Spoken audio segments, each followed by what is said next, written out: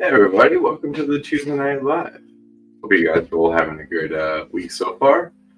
We're gonna smoke some of this honey kush right now. We may switch it up to the frozen bag, and just bounce back and forth. Hope you guys are all doing well out there. Germinator, hope you're having a good evening.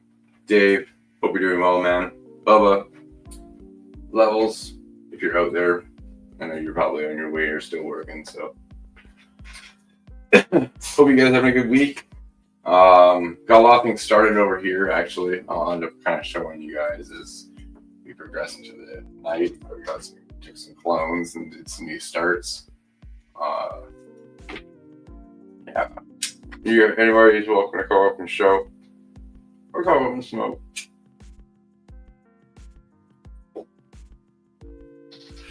But yeah, I already pre-rolled a couple of the honey cushions for now, and then we'll go down to the lower bucket.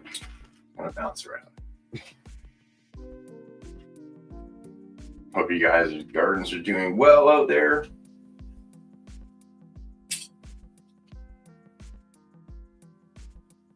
That E-Town of mine, it's a frostbite genetic. That one's coming down pretty soon. We're on to the water only right now. What's up, Nathan? Hope you're having a good evening, man.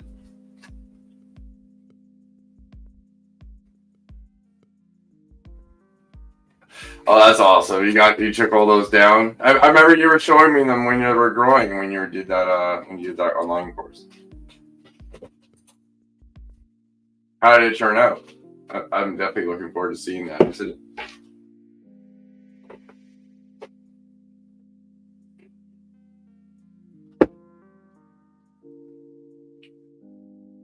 You probably posted. I've been lacking Discord. I really need you in there. You guys have been awesome. You guys have been posting in there. Nice.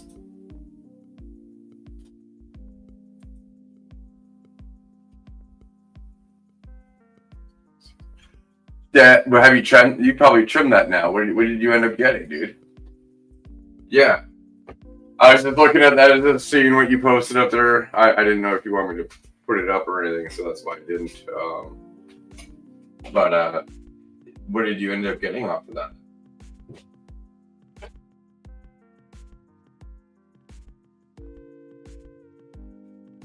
Yeah, that happens. You give the intensity onto it.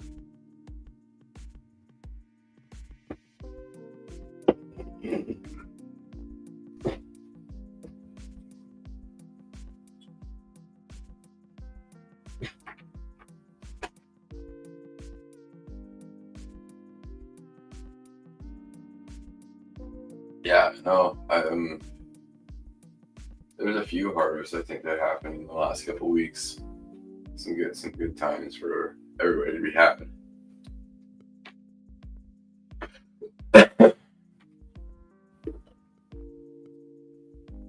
Yeah.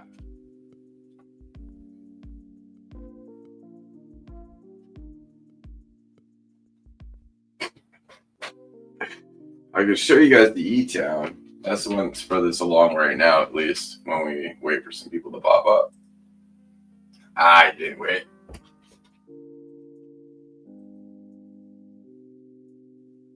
Half-gallon mason jar. Or 8 half gallons. So 4 gallons. That would be, yeah, that's about a half. That's probably about a half. Or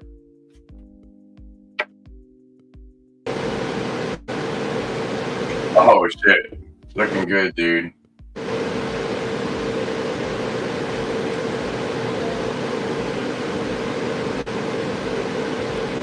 How we doing, Matt? Not bad. How are you doing? Your plants are looking good. Yeah, they're doing well. And then I got some clones over here. Oh yeah, it was looking healthy. I'm about to up-pot them. And then that one, she's doing a little rough. She got root bound and stuff, but she got up-potted. And she's, I don't know. I think she's starting to bounce back, but I don't know. Yeah, but like it looks like there's some spots, but it looks like you have some good growth in there from this distance at least. Yeah, she's rough, but I'm not gonna give up on her yet. Oh, man. No, you got time. Hey, Dad, hope you're doing well, man. Nice work. Are you gonna bring those down, or are you gonna let them grow like that? I haven't talked to you in a little bit. Say that again. Are you gonna bring those down, or are you leaving those? How are you gonna grow these out? So I'm gonna raise my light up pretty much all the way, and then I'm gonna scrog them out. Okay, yeah. And those are the banana puddings from Copycat Genetics. Bizzle hooked me up with. Nice. Those are looking good. Yeah, that's what I was asking. Basically, what your training style or plan was going to be. So yeah, scrolling them out would be good. It's new. I've never done it. So, nice. Oh man, they look good, like a good setup to do that though. So absolutely. And fill out my tent as much as I can. The 5x5 with two plants, I think. Well, and now you've done a run through it. You kind of know how the space works, and now you can definitely play that into your advantage too. You'll know the space better. I just cleared out 4 plants out of it in a week and a half. I just got done trimming. Nice. Yeah. That's awesome. And you had the other one, so the perpetual, you're just going to keep on. It's going to build. Keep going, and then I'm going to up-pot these clones, and then my plan is to get those going right behind these ones. Nice. So I say good evening, Sullivan, Peace, Ames, Susan. So hope you guys are doing well this evening. Yeah, man. Gotta be using some depth too, stoned again. But no, I started another one of those another freak kind of variation. It was a banana chem freak from Terpes Mutant. So that's gonna be going into the 2x4 after this ice cream marker. So that's my next one to start. And I don't think I have anything up yet. This morning when I checked, I popped it up and I was like, nah, nothing yet, but they're just waiting. But those are they're reg, so I gotta wait. I gotta sit there and grow them out and sex them out. Yeah. Oh, yeah. But they're in my propagator tent. It's like it's 30 inches by 18 inches by 36 high. So it's like perfect little tent just for. Nice. Yeah. Yeah, so I just have 8 in there. I'm gonna run them out and then just put them into 12-12.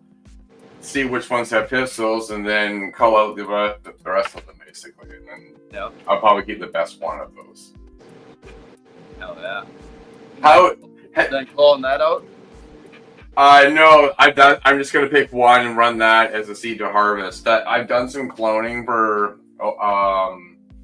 people that I know that want them for outside. I've done all that, and that's gonna be one of my next videos. But that I'll show those once I go over there.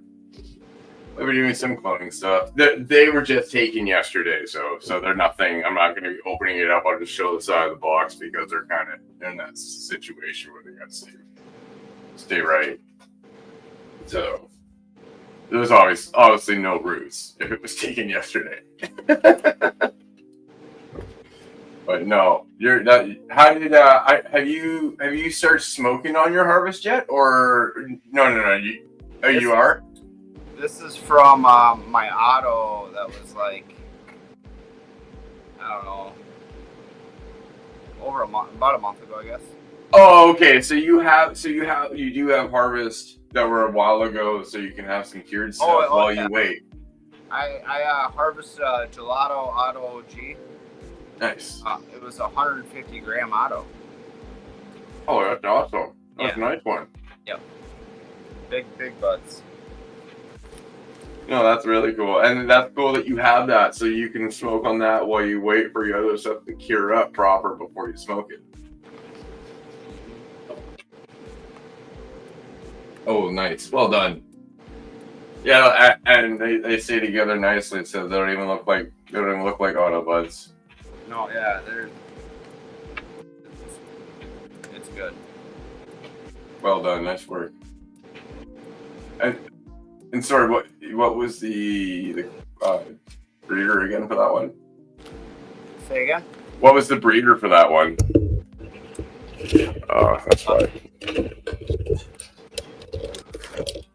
That's it's a good question. It's all good. Bizzle hooked me up with that one too. Oh, okay. It's not Seedsman, I don't think. Maybe it is. Oh, good, man. Galaxy, I hope you're having a good evening, man. Yeah, I can't remember. Yeah, no, it turned out really well though. That's awesome. That's really cool. And then once the other stuff's ready to go, you're gonna be smoking on that harvest, and that will be probably ready. And it's just a cycle. Oh, I can't wait for that vanilla frosting. It's got that purple on her, and oh my gosh. I remember about 2 months ago sitting there and talking to you when you were all like, when you're out of weed and you were like, you just need. Oh yeah. Now look at you. Yeah. Now you're perfect. Oh, now I got 5-6 bags down in the basement now, curing up. That's an awesome feeling, man. I got 3 of these. So I'm doing well now. Now it's. Yeah. No, that's awesome. Just seeing the difference between then and now. It's just like, there you go. That's so cool. Yep. No, it's nice. And a lot of grow me's looking out for you too. Yeah, right. Everybody's willing to help when you need it. I mean, I was freaking low, and that guy's like, "Dude, give me your address." And he sent me a fucking ounce. I was like, "No way." And then Bizzle did it out of nowhere. He already had my address because he sent me some seeds. I was like, "What the fuck?"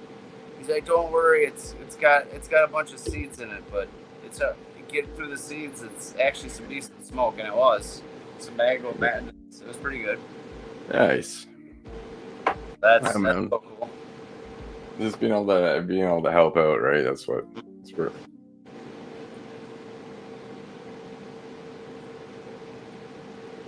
Where's Levels at? I thought he was gonna be up here. I thought I saw him. He did. At the top, I think he's saying he had to work a little bit later, but he is planning on coming in. But he's just, yeah.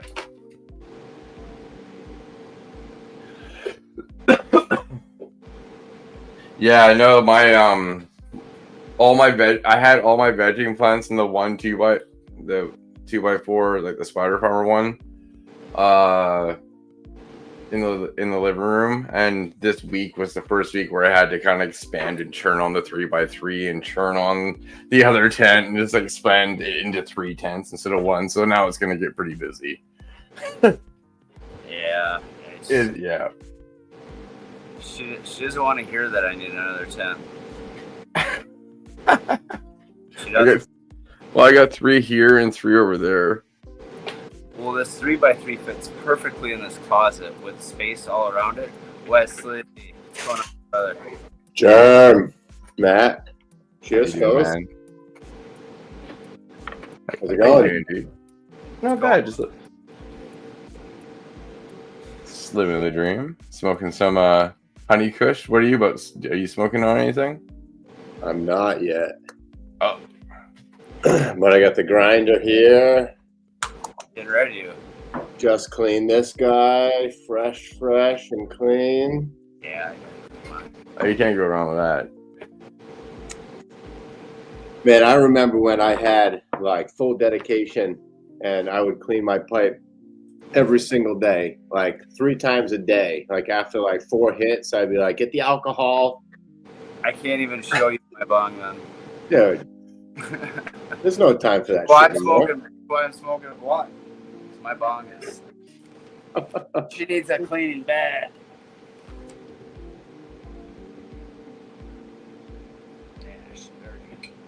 Yep.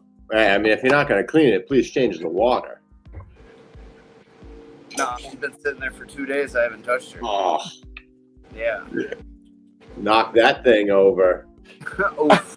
That's the worst. That happens. That's the first time I've touched her in 2 days, right there. There's a few places around this house that smell like bong water for a few days after a while. Oh. It lingers. It does linger for like Oh my good. God. No. Dude, does it ever linger?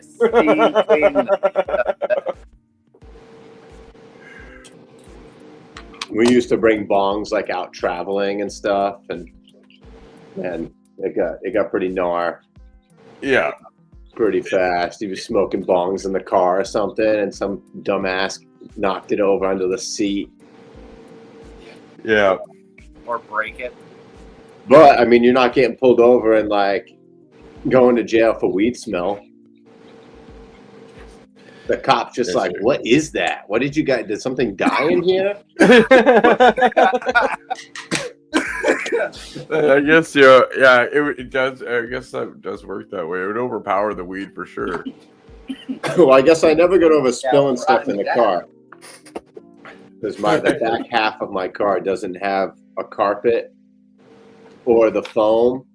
Because on the way home one night from the milk farm, I was messing around. And, how you doing, Germinator? How you doing, Wesley? Yeah, good day, brother. I said, let me jump up for a joint with you guys. Why not? Yeah, man. And you look cleaned up. Thanks, brother. I just dropped the kids off school. Now I'm just chilling, looking some J's. Yeah. I like that look. It's better than my new look. No. What did you do? I got a little overzealous at the trampoline park.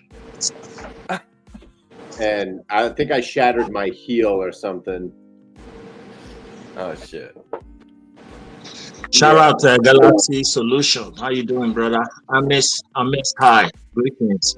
Say that for 20. Greetings, brother. Make everyone in the chat. Pick up yourself. Hello. Say that. Sorry, I missed you, brother. Yes, say that. I like that word in the video. Say that.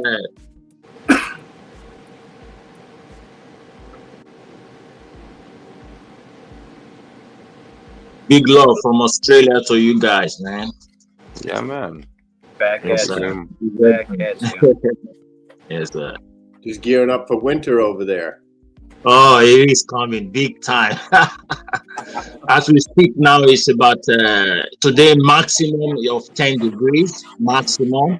So it's going to be like 1-2 degrees mean of the low. The highest temperature we get today is 11 degrees, the maximum. So that's like what, almost 40 degrees Fahrenheit. We are using Celsius. 50. Right? 50? Oh, so that's still Let me see. shirt weather. Yeah, let me see. If you're not 11 from there. degrees Celsius. 11 Celsius? What, that's like 38 degrees in or something like that? Yeah, it's getting close to 30. 51.8. 51? Oh. Yeah. What? Oh, we're golfing. Yeah.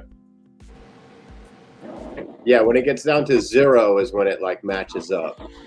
Yeah. It is minus 40 and minus 40 is what it is equal. But no, Minus ours 40. 0. Australia can be very cold in winter. It depends on which state you are as well. If you live in the northern territory, they don't have winter. It's summer all year.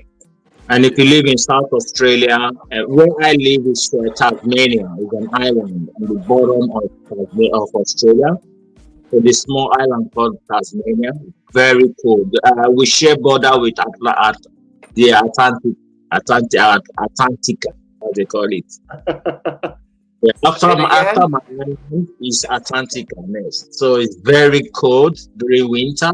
Even in summer, it's still cold. Yeah. I know of Tasmania because of the cartoon, Okay. Devils. the Tasmanian The devil. Tasmanian Devils.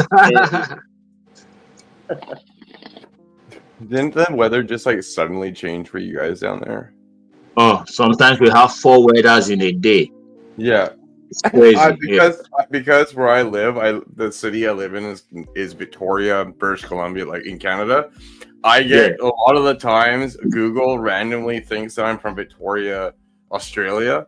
Australia. So I get their weather. I'm like in the middle of the winter time. It like talks about fucking heat waves and shit. I'm like, what the fuck? I'm like, oh wait a minute, it's picking me up over there instead.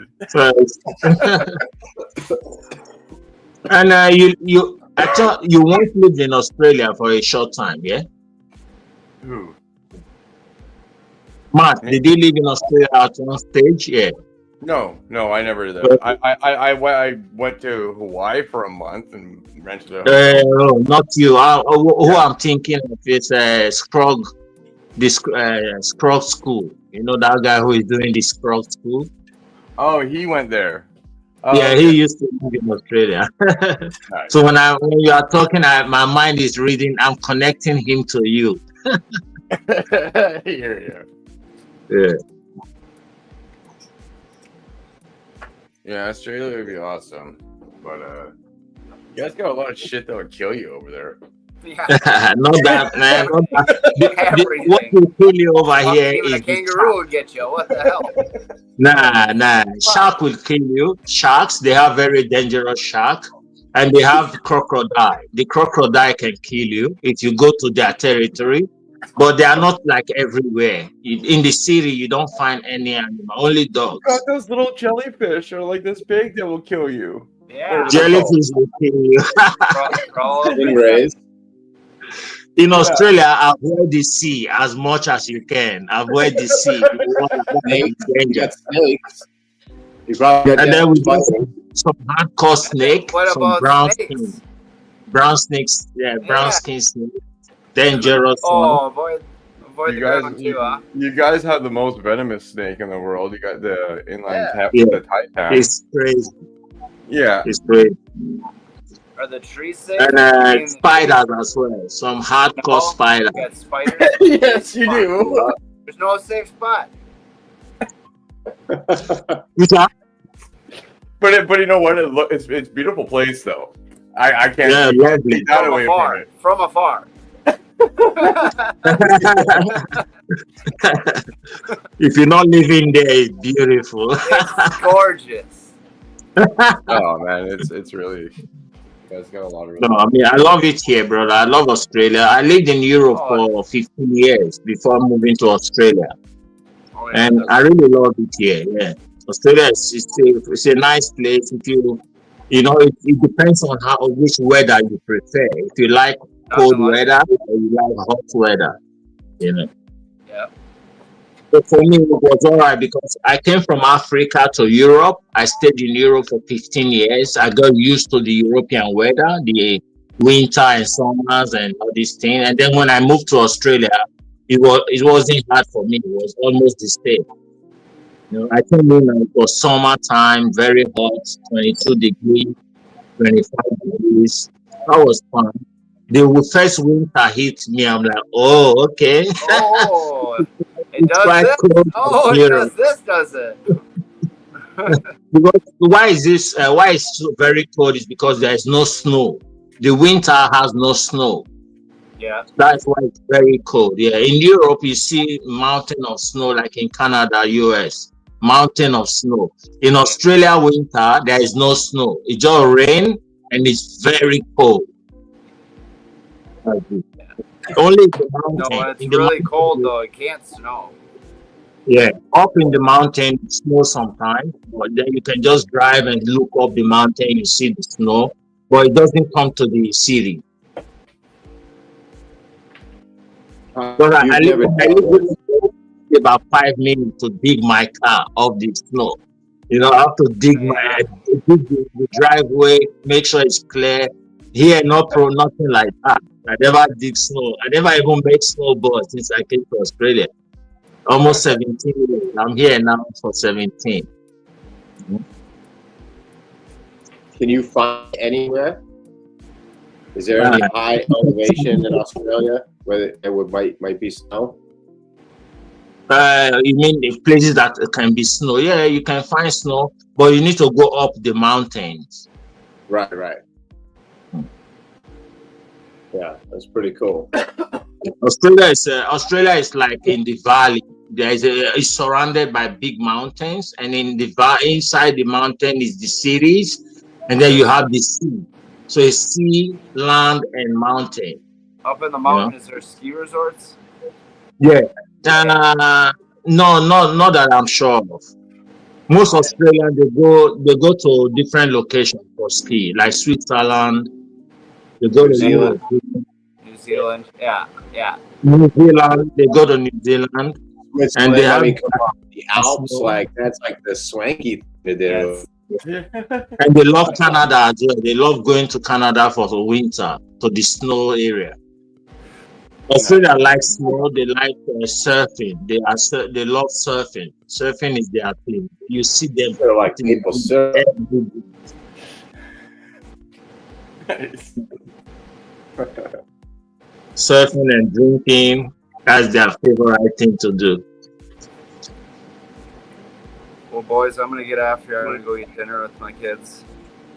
Thanks for having me, Matt. Cheers, man. You're always welcome, brother. Have a good evening. Germinator. Thank you for showing. Night, Jared. Take it easy. My love, bro. Mike. Yeah. Frankie.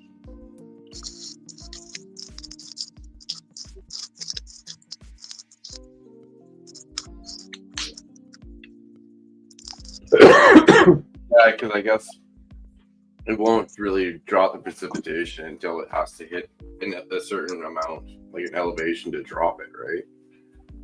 That's why we get so much fucking rain here, because the Rockies go right up, right off of the coast, so it comes in and drops.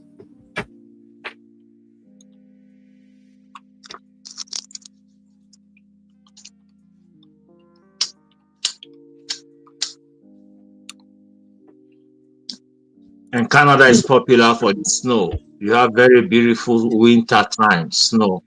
Yeah. Just Switzerland, Toronto, Canada, Switzerland, those areas are popular in snow.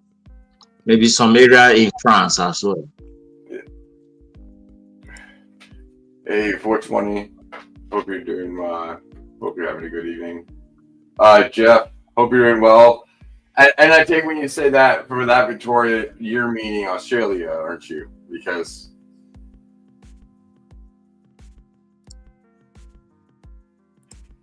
you mean? I'm just wondering if that's the Victoria he means. Because I live in See, and then I don't know if you heard what I was saying, that like my internet, because I'm in Victoria, but I'm in Victoria, Canada. City in BC. So that's why even my internet gets all that confused up too. Yeah, it's quite different. That's how your weather goes up and down on me. Yeah, it's different for sure. Oh yeah.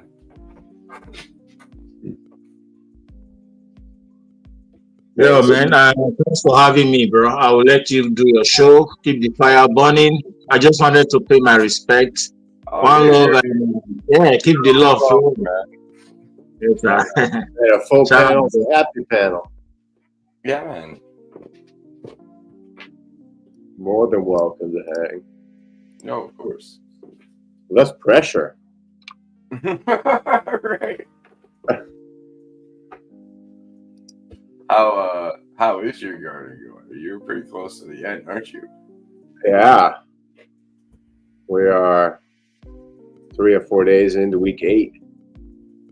Nice. Yeah. Yeah, where I had a little my top dried out, my topsoil, even under the sip containers. Oh, really? And so, yeah, I got this like PTSD from overwatering for a few years and then causing a bunch of problems. and now I've been underwatering and causing issues. And so it's just been this, like, I overwatered, I got the fungus gnat bloom, and then I underwatered because of that pretty much the whole time in flower and stretch.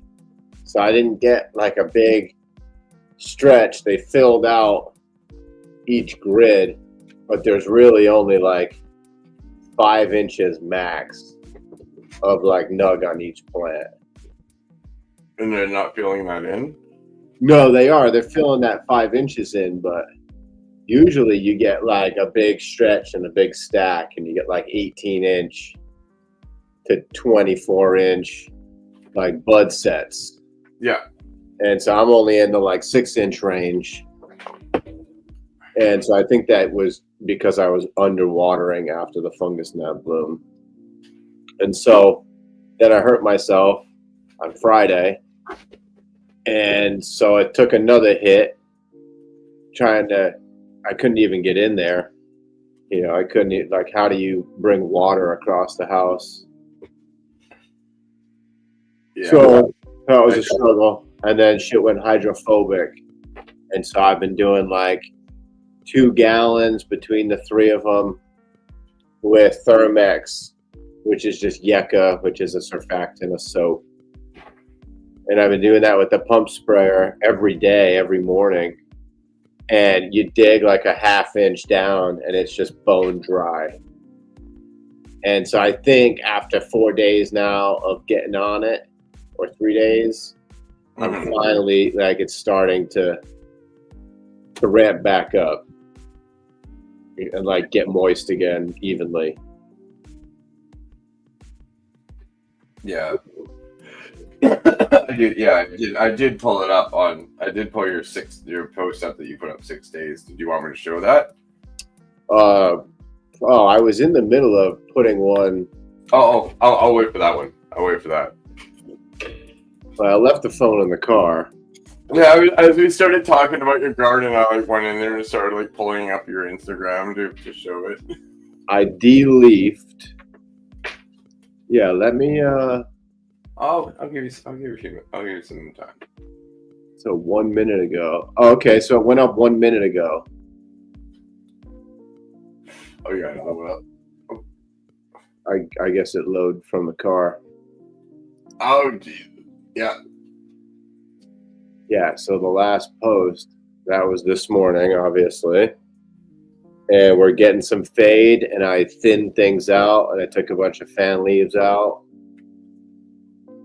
Okay. And I'm pretty happy. I had to dig out another charcoal filter and stick it in my living room. Because when the tent just wasn't doing it with the filter inside. Ready for me to push the button? Whenever you want. Santa Claus. Hope you're well, man. Santa Claus. Oh yeah, look at the frost you got going on all those. Yeah, she's doing good. Nice.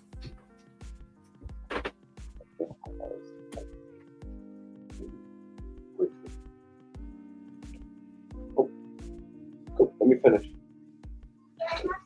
So that was the grapefruit.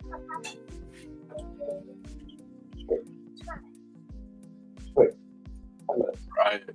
We're doing well, man. Yeah, so starting to get some color here.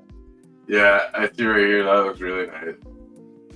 And yeah, so the grapefruit sour diesel, the first one, that's a looker. You know, she's a showgirl. This is the garlic breath, which is super complex. You know, it's got some garlic coming through. It's got kush. You know, that musky basement.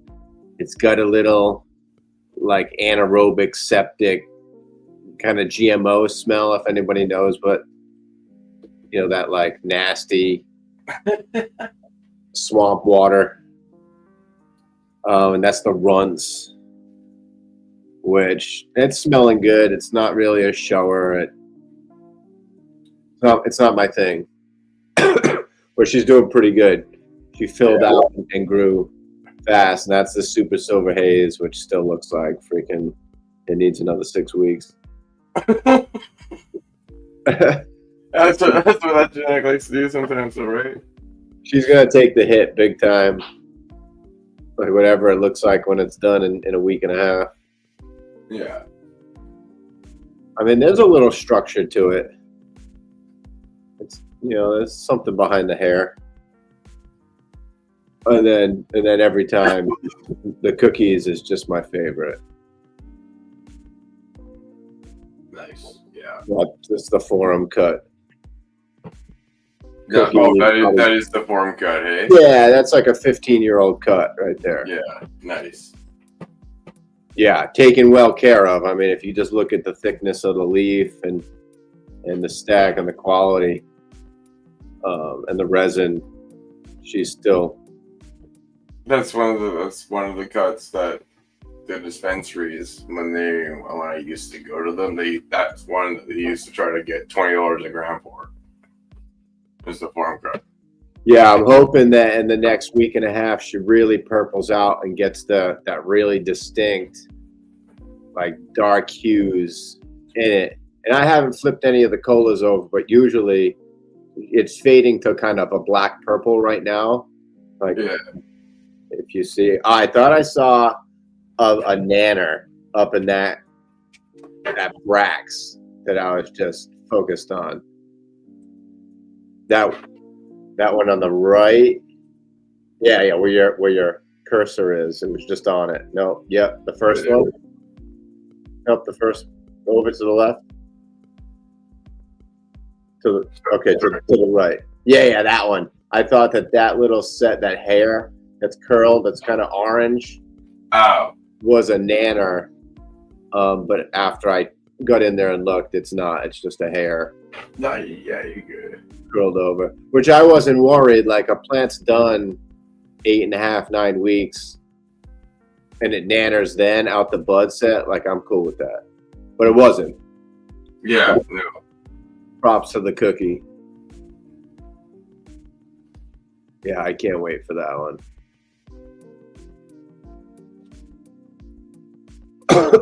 And she's actually, I was told she's the most finicky, but really, like with my laziness and whatever happened with watering, she did the best out of it. I got a good stretch on her. I got probably 10 or 11 inches of bud set compared to everything else. That's the garlic. And then the grapefruit.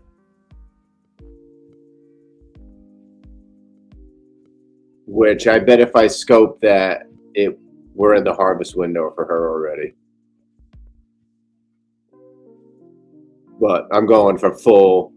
Diesel likes to like really knuckle out and brax out, and you don't see a lot of hair in the end. So I'm just gonna take her 9 weeks, and if it's extra stony, it's extra stony. I don't really care. I don't really do too much microscoping anymore.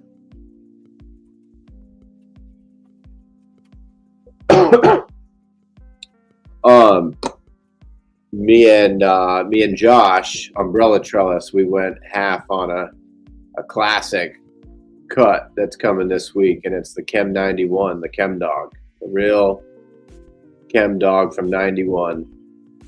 Yeah. And so I'm pretty pumped, because I've been trying to get my hands on it since 2005 when I had it, when I smoked it for the first time. It absolutely changed my life, so I'm super pumped to. That's awesome that you found it. Yeah, and I found it at a decent price, not paying $300 for it. Yeah, exactly. Especially down. So. Especially down in this, be able to get it down in the States like that, right? Like I might have been able to find it up here. I totally didn't realize he wanted that, right? But it would have been so much more expensive to try to get it to you from Canada. I'm happy to be able to get it down there. Well, it was only popped about less than 3 hours north of here. Yeah. Like Western Mass is where the cut originated from Massachusetts. Mm-hmm. And so it's a East Coast kind of New England legend. But that's crazy that you guys have it. I mean, it went everywhere, so I don't really say that, but Yeah, exactly. I'm willing to just throw everything out right here. Well, I'm keeping the cookie cut. Just like, well, I was just gonna say, and then there's lots of people, especially over in Vancouver, that had spots where they could just keep things for long periods of time. So that's why when they got them, they kept them, right? Yeah. Right. Yeah. Yeah, so hopefully this fade picks up fast now that I got that top watered and. We'll do one pass. Well, with that, it's pretty good. You kind of show everybody, and we'll do another pass here. Garlic. Yeah. Man, just super funky. This thing, it's got me pretty excited. I kept the plant of this as well, just because it was so funky, cushy, garlic, rank, and then like this sharp mountain air. Like when you just take a big breath of some mountain air, it's so crisp. Runt smells super sweet and chalky. You know, the Runt's candy was like it turned to like a white powder. Yeah. It was chalky, so it comes off just like that, real sweet, kind of floral, chalky, with a little bit of gas. And then the haze, it smells like haze. I mean, I can't really explain the smell of haze. Sharp cedar notes, I guess. Real spicy, but not pepper spice. A little bit of oregano, thyme, like really sharp. Citrus with no sugar, you know, nothing sweet.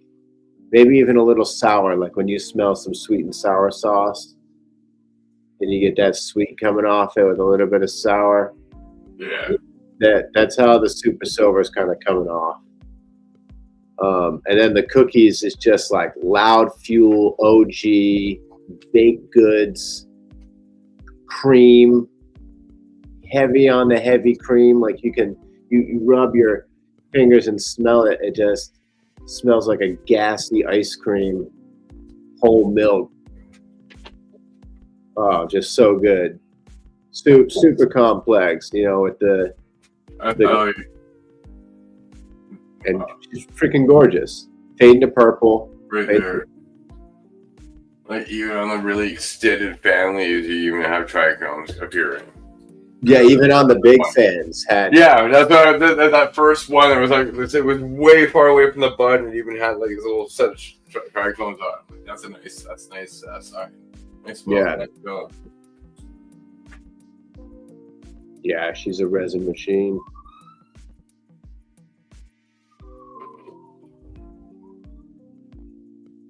Yeah. Yep. Nights have been cool, about 68. Oh, nice. And we had kind of a cooler spell in the daytime, so it's only been hitting like 82, 84, without turning any bars off. Similar. What up? Yo. What up, Wesley? Chilling, buddy. It's really chilling. It's like super chilling. Not doing too much moving. Yeah, it's chilling here too. It snowed quite a Come bit. on, you knew it. That's nice. You freaking knew it. Oh yeah. Grapefruit. So my uncle, he is like anti-weed and redneck AF, but he's got Achilles tendon or something like that. And the salve me and my mom make helps his tendon, and like, because he's gone to doctors and all kinds of shit and nothing helps it, but the cannabis salve helps it. So it's crazy for him to be anti-weed, but he'll be like, yeah, that stuff works. Oh yeah, it does. I mean, we have cannabinoid receptors in our entire body. To say that like we're not meant to travel with this sacred plant, like it's been with humans pretty much like since humans were. The CB1 and CB2 receptors are meant for the anandamide and 2-AG are the two endocannabinoid transmitters or whatever they are that actually use those receptors. And a lot of medical things that they're finding are due to lack of those one of those individual ones and hitting certain receptors in the body. Yeah. And that the CB1, CB2 are just a couple of them. There's also like you also have like the gamma receptors as well. There's a bunch of different receptors. What do they affect? Frankie. How you doing, Trent? Good. It just shuts it off. Well, I'll let him show first. I ain't not in a hurry or anything. I'm just watering. I ain't showing. I ain't got up to much either. I just popped in. They're actually supposed to be sleeping. Nice. Daring. Yeah. They're all haze crosses, different phenos. Nice. So he knows the haze terps. Oh yeah, I That's what went I'm for doing the this winter. lemony, piney, like skunky ones. Amen. Yep. That's That what I sounds like. very Colombian. They're all hybrided with my duck foot. So I've been slowly bringing together the duck foot trait. These webs. And then I'm also trying to pull out the speed of these auto flowers out of them. So I'm trying to get Some fast buds. Yeah, I'm trying to bring the mutations with and then there's also freak show behind it too. So I've been picking out the traits of the freak shows behind each phenotype to try and bring them forward too at the same time, trying to make a new mutant. Nice.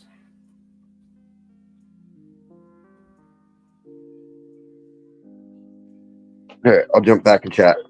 Cheers, man. Thank you for showing that. Hell yeah. Yes, sir.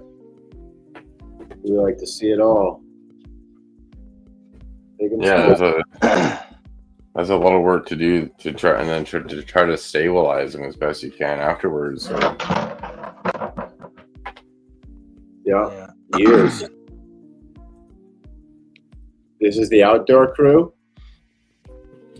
These are the outdoor. I finally potted them today into 3 gallons, I think, and then there's maybe a couple 2 gallons. But yeah, I don't know. Everything's looking good. We got a lot of funk. We got Royal Highness here from Humboldt. This is the Northern Lights.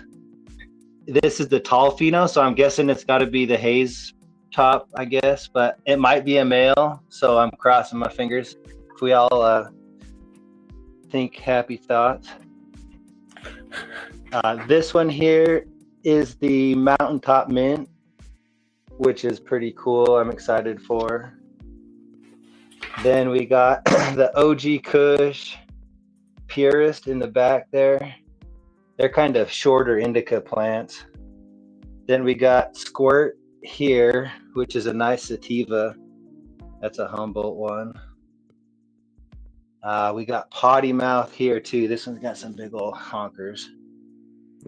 Nice heavy stems. Then this one is Odor Freak from Skunkworks. I think it's GMO Gorilla. Or no, it's Roadkill Gorilla crossed with GMO cookies. So that one should be pretty fun. Then we got the Dream Queen, which is Blue Dream and I forgot the queen. Speed Queen, I think, from Subcool. This one here's the Bling. She's looking real nice. She's got some nice leaf structure and growth. And this one's the best purist I have. I mean, as far as growing good. And that's like the Northern Lights #1 from Authentic Genetics. Let's see what. That's so awesome. The variety that you have, man, is nice. I got 12 different strains. Yeah, definitely. Then we got the skunk one, which is the acrid. Let's see, and then we got Gazerpal. I had to get that one in there. Nice. And then my mom's, we got her 4 here, which is like Potty Mouth, Dream Queen, Mountaintop Mint, and the Royal Highness. And then these are just some males. I'm thinking I got the OG Kush, the Northern Lights, and another OG Kush here. But yeah, that's what the outdoor will be. How are the smells that are coming off? Any like reeking super loud? Not loud enough that I can pinpoint it, but it's loud enough that I was out by the rabbit cage and I could smell just a skunky funk green weed smell. And I thought it was the rabbit cages at first, and I was like, oh shit. And I was a good 200 feet from the house, maybe 300 feet. Yes. And so that's a good sign. It's stinking. Because I'm nose blind too. So I think I only smelt it because I went outside. Oh, I've been giving them signal. So I've been trickling signal into them just to get them stinking so I could tell which ones. I didn't really have enough pheno. That's for sexing them? Yeah, to do a whole bunch. Yeah, sexing them, just picking the best pheno because like all the Humboldts were females. So I don't know, I wasn't real happy with my Humboldts, but it could have been me growing. You know, like this one here. This one's kind of just a chump. Hey, I mean, you plant with what hits in that season. Like, not every seed outdoor grows every year or grows till 10 years or 5 years or 3 years. Like, it's all different. You know, a plant's gonna hit one year, it might not hit another year. So you go with what strikes. Yeah, no, that's for sure. So the ones I grew last year, I really liked that year. It was the 2023 season. These ones here are the 2024 season. And I'm not happy with the 2024. It seemed like half of them were stunted and the other half were fine. Like this one is a fine one. That's a fine one. The beast right here in the front. Pretty good. She's got some leaves on that one, yeah, that one's a potty.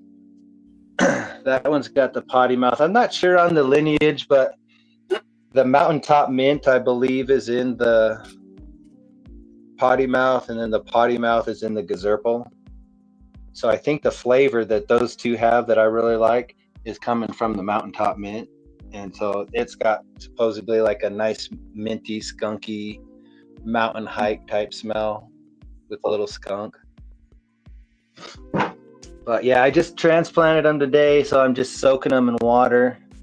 I just did that, so I'll let them soak for like 20 minutes, and then I'll vacuum it up. But yeah, that's what I got going on. Looking good, dude. Nice work.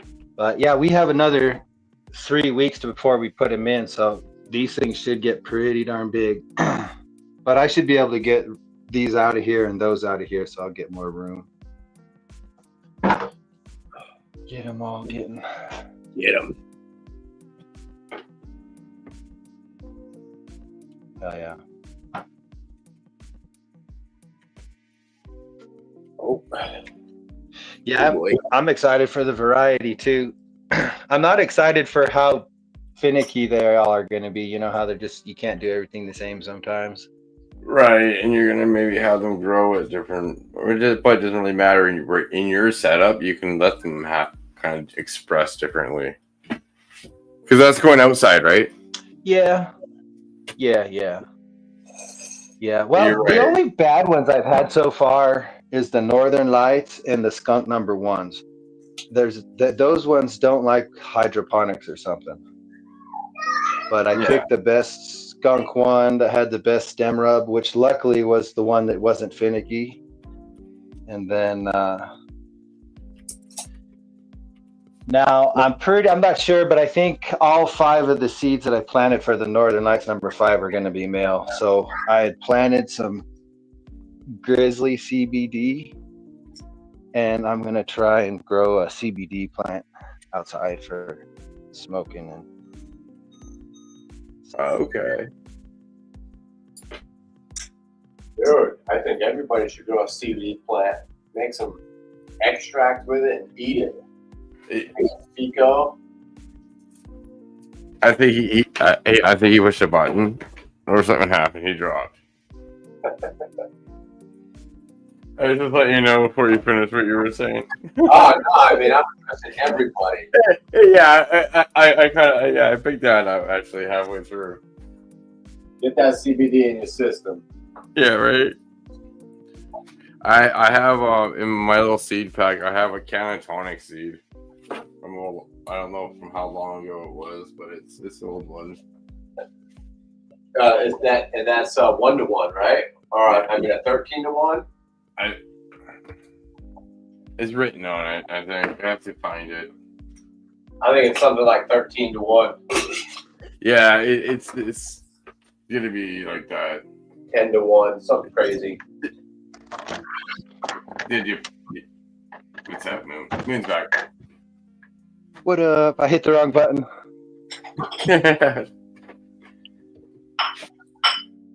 Yeah, so what I've read about that grizzly CBD is there's sativa phenos and there's indica phenos, and the sativa phenos can be 10-to-1 or 20-to-1, depending on their genomes, I guess.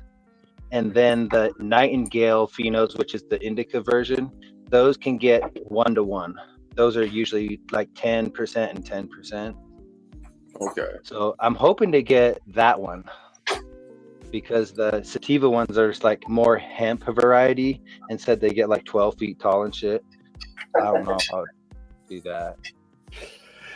Let me make some. I don't know. I would like some nice top shelf fucking CBD. Just, I don't know. I'm an ex-smoker of cigarettes, so I was like, this weed nowadays is too good. So you can't just smoke all the time. Right.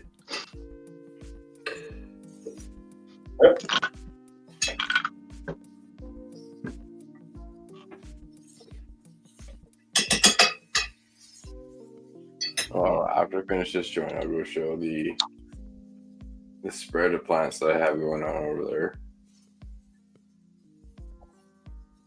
And before I do that, I'm gonna go see if I have anything popping up in the Propagating 10. If not, I won't bother showing that because somebody needs to see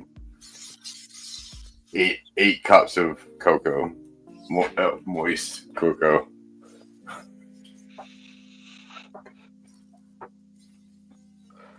Oh yeah, those ones that I just transplanted, they were in 1 gallons, and they were needing twice a day waters. So I'm hoping by moving them bigger, we only need to do once for a little bit. Yeah. Twice a day. Yeah. Well, they weren't drinking it at first, and then they started drinking it. Once they got about a month old, it was like 3 of them started needing twice a day, and then 4, and then overnight, all of them. So I was like, all right. Turn this off.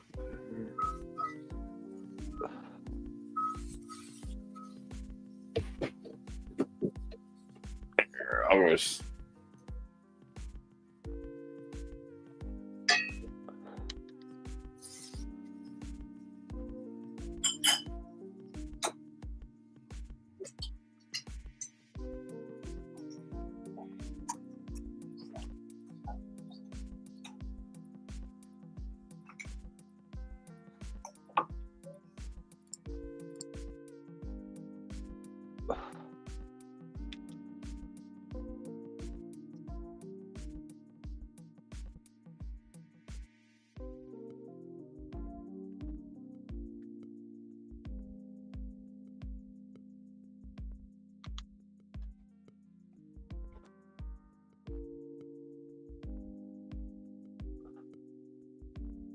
Oh yeah, smoking on some Jack Tripper.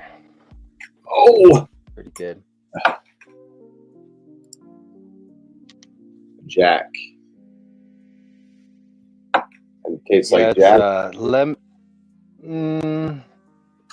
I don't know. They said the Jack was more like dryer sheets, lemony dryer sheet terps, Jack? and that's what they said No. in this pheno. That's how Oh, it come okay. out, and that's how the Jack pheno came out in this strain. Is like lemony versus the lemon skunk, which was more like lemon candy, like Jolly Rancher. Yeah. Sweet. This one is one of the prospects that's not going to actually go anywhere. I'm just going to be stripping this down for clones anyways. Tray clones. They were taken yesterday, so I'm not going to open it or anything, but or I did the whole thing on video, so that would be one of my next ones. That over there is the that Fruity Pebbles OG pink lemonade, the one that BPD has. So it's doing really nice back there. And that's going to be in the 2x2 once the E-Town's done. So it's about 3.5 weeks out of going into the 2x2. Those. Oh, yeah. And then here. Oh, yeah, the zipper's fucked up.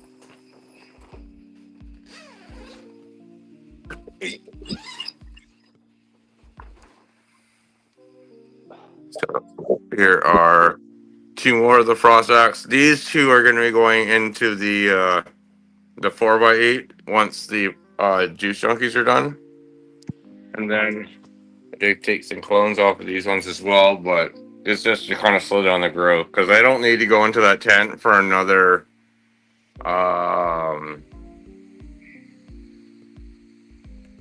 or 6 weeks. So they got some time to grow and just had to slow them down a bit. But they're doing well. I was going to keep them spread out. We'd have to cut them again. So, yeah. And I go back over to the computer. The cheerleaders there. Yeah.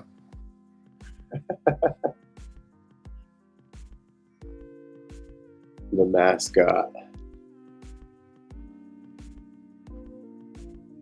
Oh, my cat loved the outdoor weed. My cat knew English because he came over and started fucking ripping the leaves off one time, and I told him, like, if you eat the grasshoppers, you can chew the leaves, but don't rip them. So then he goes up and grabs a leaf and bites it a couple times and rips it softly. I was like, okay, that'll work. Yeah. He likes the leaves, but I don't know if it's actually good for cats or not. I keep hearing like mixed things. So My cat think it nibbled is. on all Cats of my know. leaves. Half fan leaves everywhere on these clones. he'll She eat pukes like, every time. She throws up every time, though. exactly, and he does too. But he still won't. He still will sit there and he won't stop until I give him one, and then that's all he wants is one. So Yeah, they actually get high off of the acid profile in the leaf tissue. Oh, they do. Is Yeah, that why he's most doing it? They don't have a decarb system.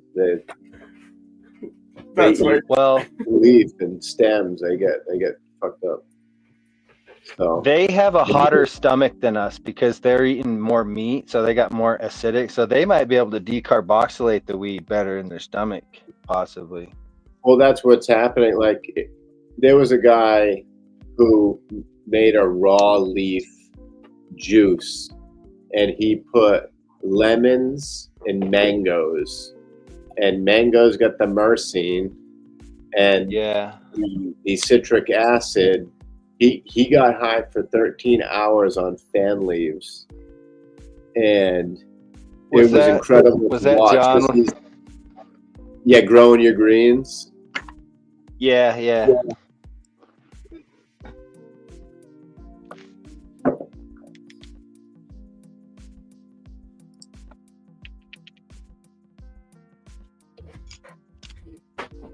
Yeah, that's the next set. Yeah. I did check. I did check the the propagating tent. There's nothing bobbed up yet, so there's no point showing that. Nice. But you said that was who you guys were talking about. Yeah, John with Grow Your Greens. He's a big talks about organic farming, and just the last few years started getting into cannabis and stuff. I forgot the guy's name, but he grows like 10 pounders over there in I think California. it's John Cullen. Growing Your Greens. That's all you got to put in. Growing Your Greens gets high on leaf or something like that, and you can watch. And so his theory is that the citric acid activated and the myrcene helped attach to it. And he had his buddy who was a complete stoner come over and confirm like the next day or whatever, the week after, like, try this and tell me if you're ripped out. And it worked. I've never done it, but I mean, if anybody wants to try, you can get super ripped on fan leaves. Well, if you ever get bored and stoned, you can take your microscope and look at those leaves, and they're covered in fucking trichomes. The tops, bottoms, the stems. Oh, yeah. I definitely could see it. Like on that Tinkerbell that I was growing, there was so much crystals on the leaves. I thought I had bugs at first. Like, I was like, oh my God, look at all them fucking bugs. Because I'd never seen crystals like that so early. And so I got the thing out, the microscope, and sure enough, they were all crystals. I was like, oh man. Good.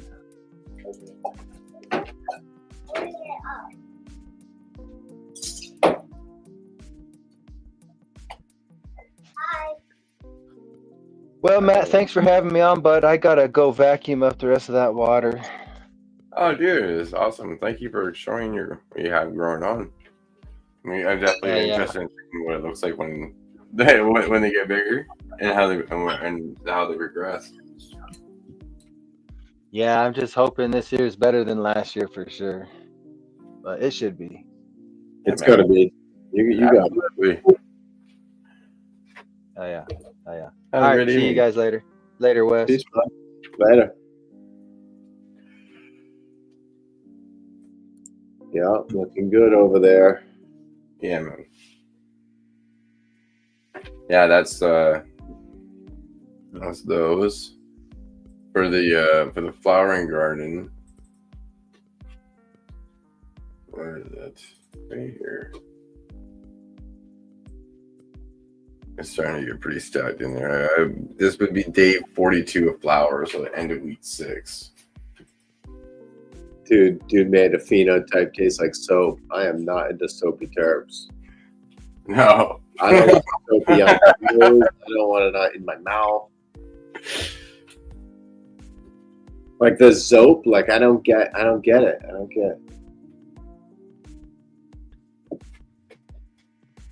Chunkin'. There's a few to go. Yeah, I'll take it to 70. Very nice.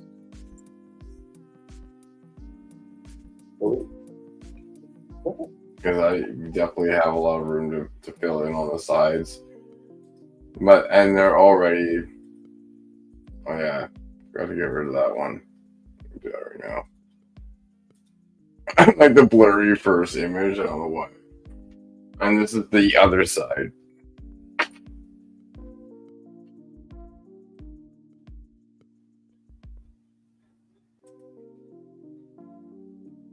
So that's the juice junkies right now. So yeah, at day 42 flower.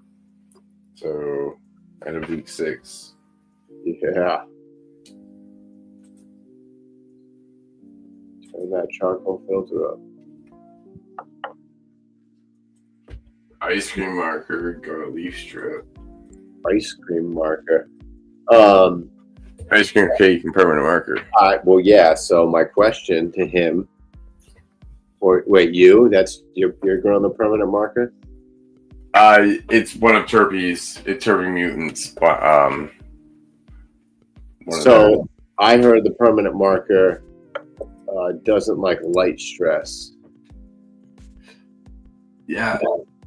and it comes through even in the crosses where too much light and it just gets weird. Oh, this plant's gonna look. This is what this plant's gonna look fucking stressed anyways because it just got defoliated. So, when I went in there today, and I took the video, we're looking good again. It's just was stressed out from that. Yeah, I mean, you're knocking it all around too. One thing I did when I took this picture is I realized I really want to try, if I can, this weekend, to bring the net down maybe about 4 inches and trying to spread this out more because I don't like how it could be better. It's real dense. What? It's real dense. Yeah, it could be better. I could have more of a spread. I think I can get away with it. And I think next week could be, this weekend coming up, it could be the last weekend I can do that, really. But with a light, let's take a picture of where the light will cover from. No, the light, there's a quantum board here and the quantum board here with a space in between, so it actually still gets like, as long as there's 12 inches, it still actually has the same if you used a meter across. But it has enough to spread this entire tent, so I can do it. Man, I'm obsessed with light rails. A light mover. Yeah. They're so cheap. I think everybody should have one. Yeah. You can double your space. Or, you know, in a 4x8, you can actually get full spread and not have any hot spots or cool spots. That's my next thing. I gave all mine away years ago, sadly.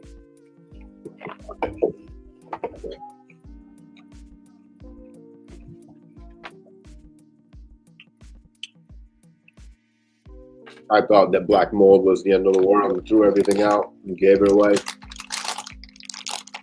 Oh, I see. That was the thing that kind of ended it. Yeah, when I was living in Oregon, we had some black mold in the house as well. Oh, I see. And so we went to a specialist, and she was like, "Look, you bring one piece of furniture or something back into your life after you throw everything out that you had when you were exposed that has that mycotoxin on it, which is a chemical created by the mold. It's not the mold that gets you sick, really. It's the toxins that are created." And so she had me super freaked out. And I was like, dude, there's like a running motor in there. And like, when you're moving back across the country, you're just like, dude, I don't care about any of this stuff right now. Like, this is stressful enough. Yeah. So I got rid of like 5 light rails and extensions. I probably had like 30, 40 feet of extensions with the trolleys. It's like a little wheel cart. And you would put a stick so you could hang a light on the trolley and then have your light on the light mover. And then they would move together and you could move 2 lights at once. I had a whole bunch of those. Now I'm like, what an idiot.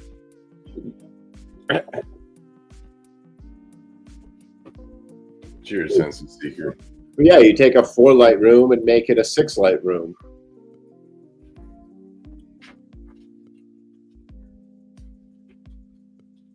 Or two more lights, you know. Yeah. 2, 4, 6. Yeah.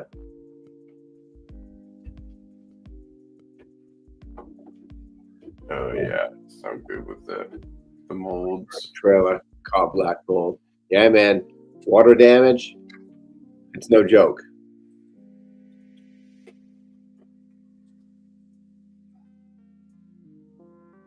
So, like, the mold eats on the chemicals in the paint, in the drywall, the lime, all the chemicals that the drywall's made out of, and then they start like eating on fiberglass, and so they're eating that, and then they're off gassing all of these heavy metals. A lot of the time it's mercury and arsenic and lead.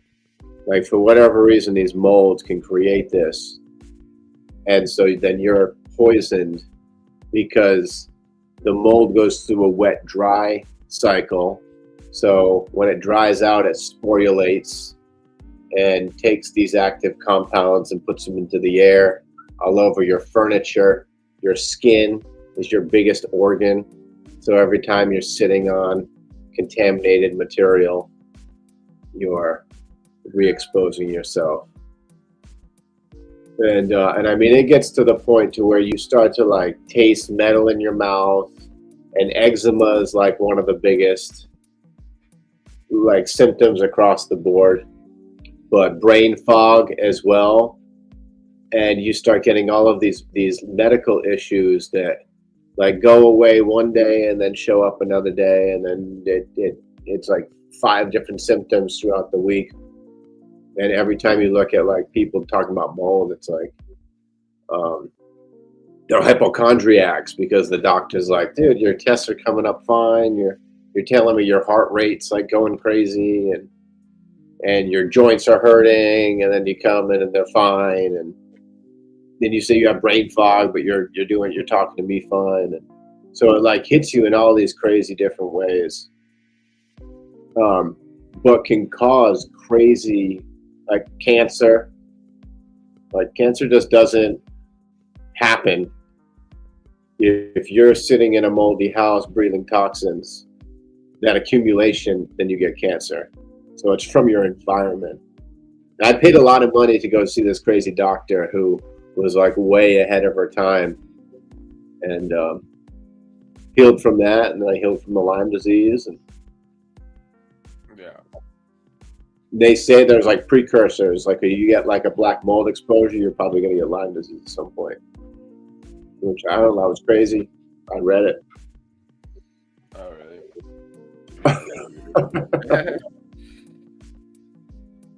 Oh, okay. So I'll attach that to weed, since this is a weed show. When I was exposed to that in 2009, I was growing a lot, and I grew in this moldy house, and we got super sick, and I had like stomach problems, and my eyesight and skin. My cats were pulling out chunks of fur like the size of a football on the sides, and they were like wheezing and sneezing, and we all had asthma.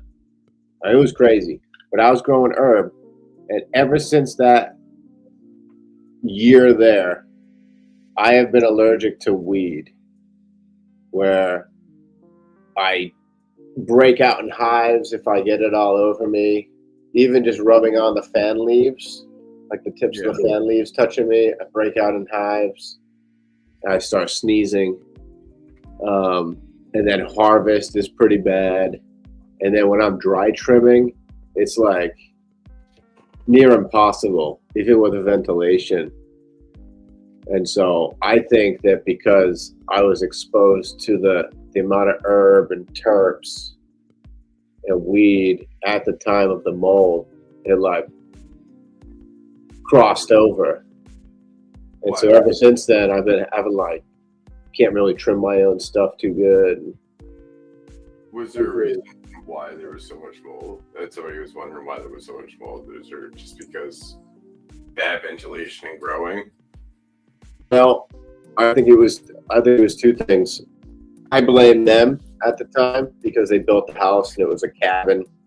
And the thing was like completely built wrong. They had a crane business and thought that they knew how to like take a prefabbed cabin and put it together properly. And like everything was just built wrong. It didn't breathe. It didn't have the right insulation. And so there was already mold when we showed up, but we had no idea.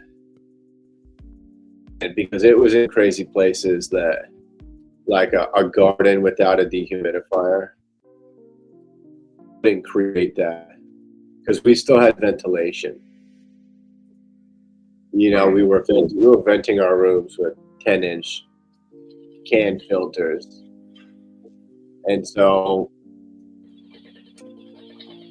it just got crazy. And the year that we were there was like 7 feet of snow because we were up on the snow belt. And I remember my walkways just like tearing over your head. We had so much snow. I was up on the roof out the second floor window shoveling snow off so the roof didn't collapse. And this was extremely rare for this part of New England. And so I think it had a lot to do with it as well. But I mean, dude, the basement, it was just growing up the walls. You'd pull a piece of furniture away and it was growing up the side of the furniture.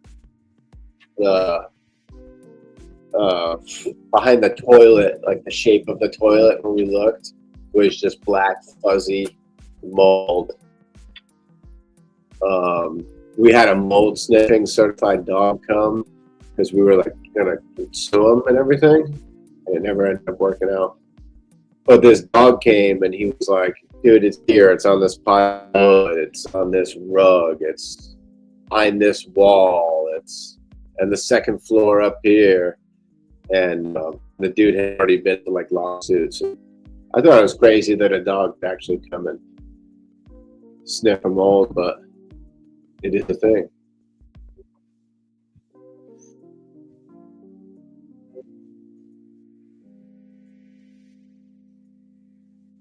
So that we threw our stuff out twice, in 2009 and then 2016.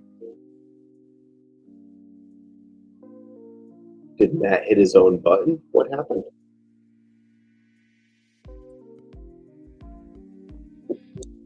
What's everybody smoking on?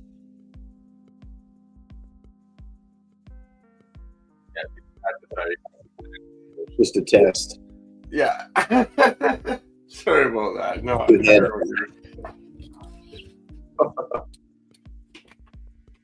sorry about that. I did.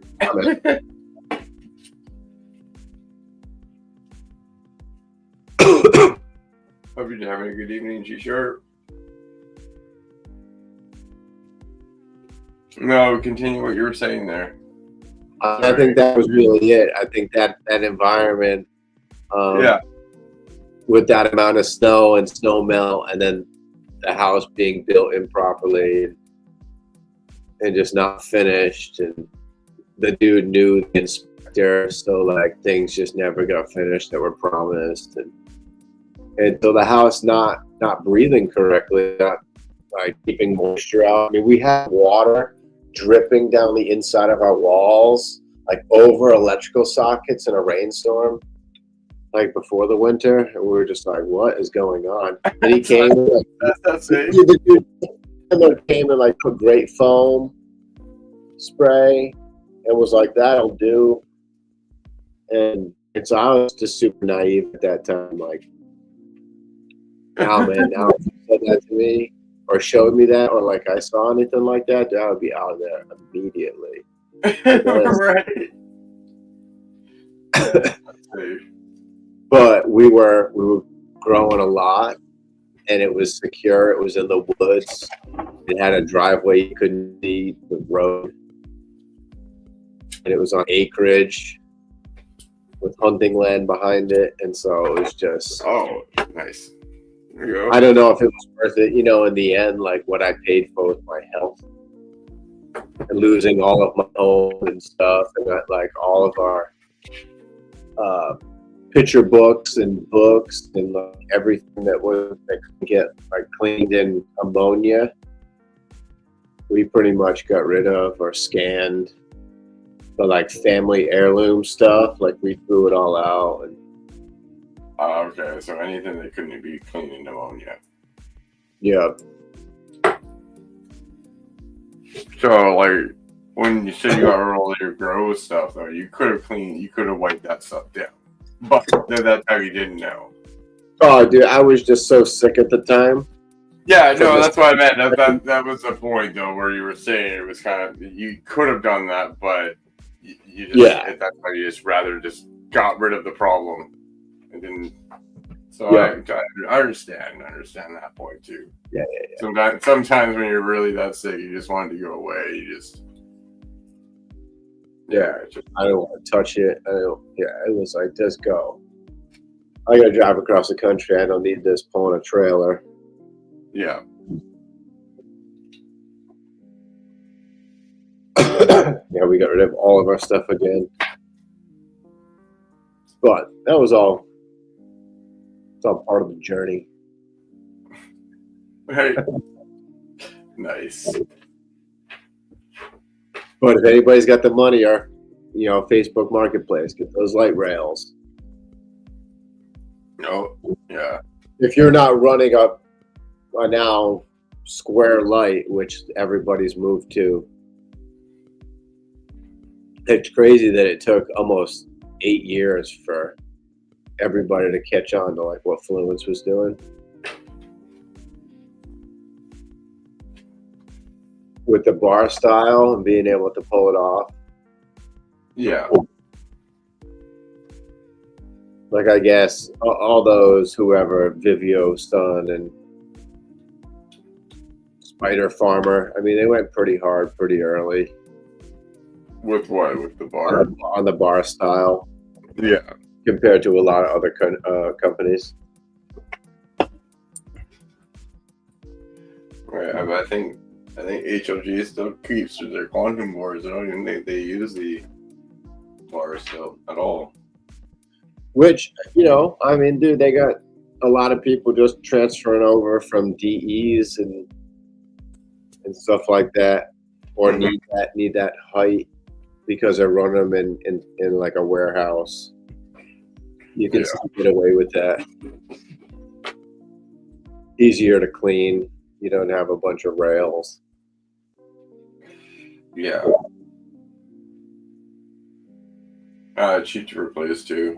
It's only like I'm an American. It's only $79 to replace one of my boards. The quantum board? Yeah. 79? Yeah. Come on. That seems outrageous. Yeah. And what wattage? That's just the replacement for the QB288 R specs. So it's just the board. It's the wattage all depends on the driver. I already have the driver. The driver powers the board. So you can make that whatever watt you want. Yeah, within reason. There's a range that you can give them. You can't exceed a certain amount, or it'll get hot and just fail on you. But no, I technically, would toast it. I could hook up like a 600 watt fucking Meanwhile driver and wire it into a quantum board, even two of them. 600? And overpower. But you wouldn't want to do that. I'd rather underpower it and have it last longer for the most part, right? I always like to do it that way. 600, but you can like dim it. Yeah, no, that's what I mean. Give it enough power to everything that you don't have to run it 100%. So you can run everything at like 80, 85% or 80%. There you go. Good. But yeah, no, if anything happens to my boards, I just turn the power off. I unscrew it. I put a new board on, screw it in, and hook and connect the wire to the port. Just have to be on the one of them. They even tell you what they are. It's like positive, negative. You just go to whichever in your series sequence, and then you're good to go. Oh, easy. That's why I did it, because I realized it was so easy to replace it if I needed to. It would be cheap if I had to buy it later on. I have to replace it $1,000 light.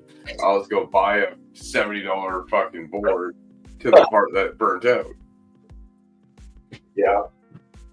And if I had to go get a Meanwhile driver, I can just go. There's many places I can get one of those. If I couldn't get one from HOD themselves, I bought them off of DigiKey.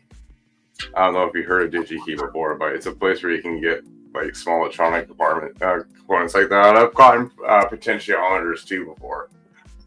Like I've made my own dimmers before. Yep. Yeah, I mean that's like saving $800. Yeah, it's crazy. DIY.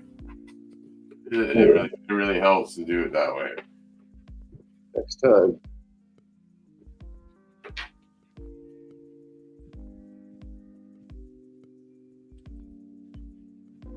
I gotta do a part check at some point with my lights and see if they're still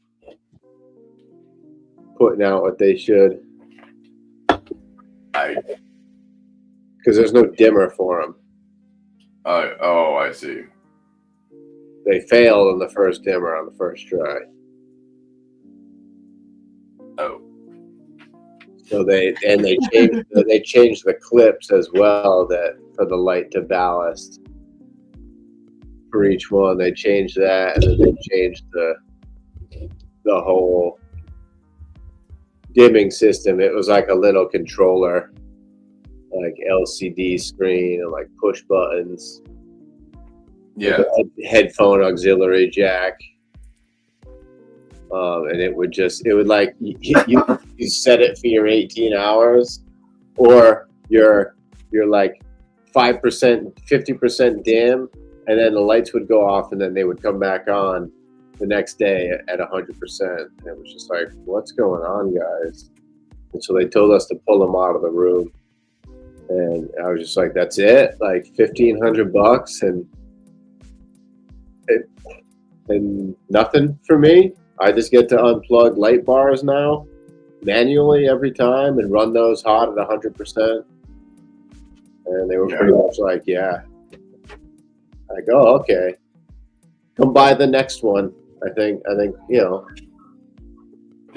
was at the end of the conversation. Like, we'll be coming out with another version. Spider X Plus. Like, oh, cool. What's that? What, can I trade mine in and like pay $200? Right. No. So, yeah, every time I'm running just like 3 bars out of 8 for veg, I'm running those 3 bars at 100%. Yeah, no, that's something too that I was interested in.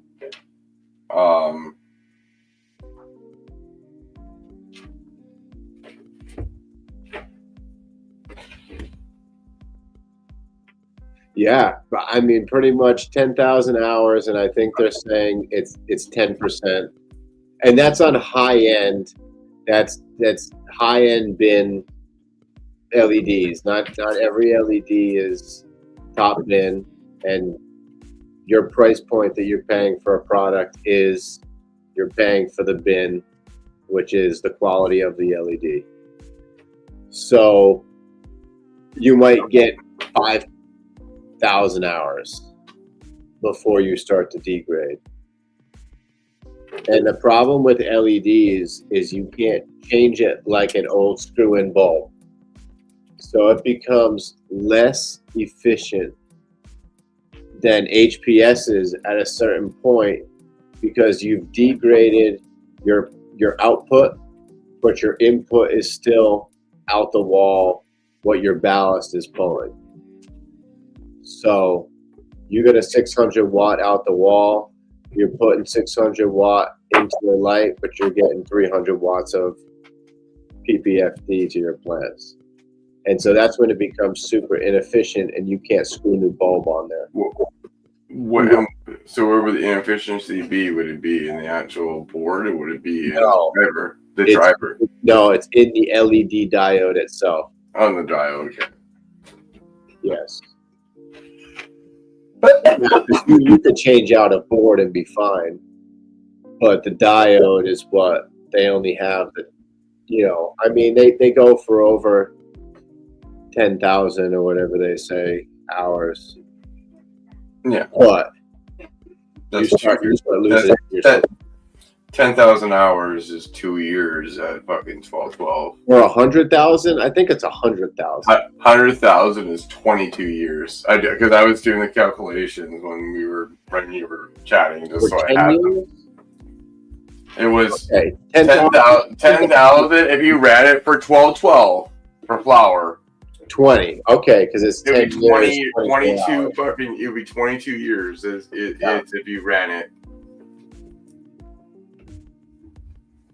And Right. that's just taking the number divided by 12 divided by 365.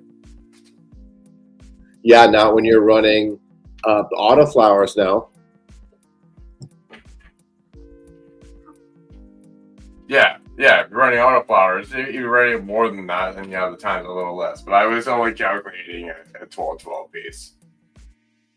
Still 22 years is a long time. You know, if you're doing autoflowers at 18.6, it would be probably, I'm not doing the calculation, but I'm going to say it's probably close to 14 years. Yeah. I mean, I don't know though. I don't know how drastic the fall off is. It could be crazy. It could be 40% of your light in 3 years. One thing that I can do to test is I can take like a par meter, test my my main one, my DIY Scorpion, because that light is 4-5 years old. I'd made that light before they fucking came out with the Scorpion. I did it because I kind of mapped out at 4x4 because that's why it's a little just in dimensions a little smaller. But for a 4x4, I tried to figure out where you could put 6 panels that would cover a certain square footage. So that's why I did it that way, and then it kind of made sense, and then I understood why it made sense. But that light's like 5 years old at least, so I can test that next to the 260 XL, which is only about 3 years old. So one's like 2 years newer than the other one, and I can see what the difference is on those QBs. Ooh, Sensi's agreeing. He thinks the fall off is greater than we think. Yeah, because I would think that environmental factors would play a role too, right? If you have a high humidity, or if you have, maybe that plays a role. Oh well, heat for sure. Yeah, I mean that's what's wearing out. Like that's what the biggest problem is. Mm-hmm. Medicana. Cheers, bud.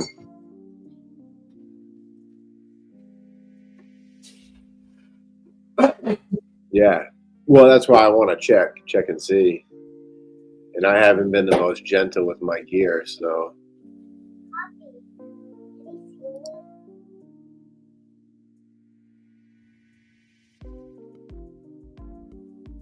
Yeah, I know.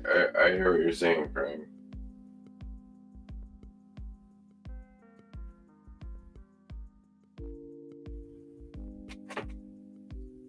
Yeah.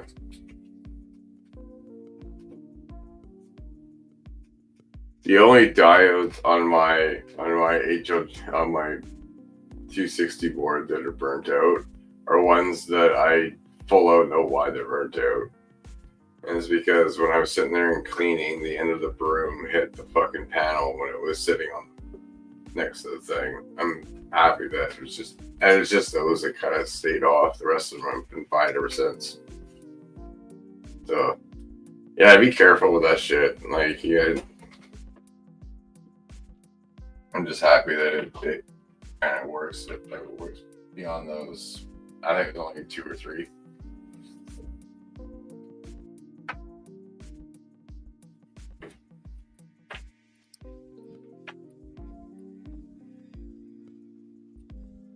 Yeah, I mean, it comes with new tech, like not understanding what's going to happen.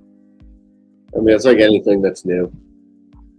You need to just figure things out as they come. And I only said something because I heard a light guy and a guy who does a lot of testing test these things, and he was very prominent about the fact that the cheaper LEDs were falling off super fast and super hard, like 50%. Really? So, yeah, just be careful when you're buying, the whatever. Well, Ones. I have an old I have a couple, not really, actually it is decently old now. Probably about 3 years old. SF2000. I could always turn that on and see what its actual power comes out at. Yeah, and what's Because I ran the shit out of that light too. Migro, the British guy, Yeah. he nearly has almost every single light mapped.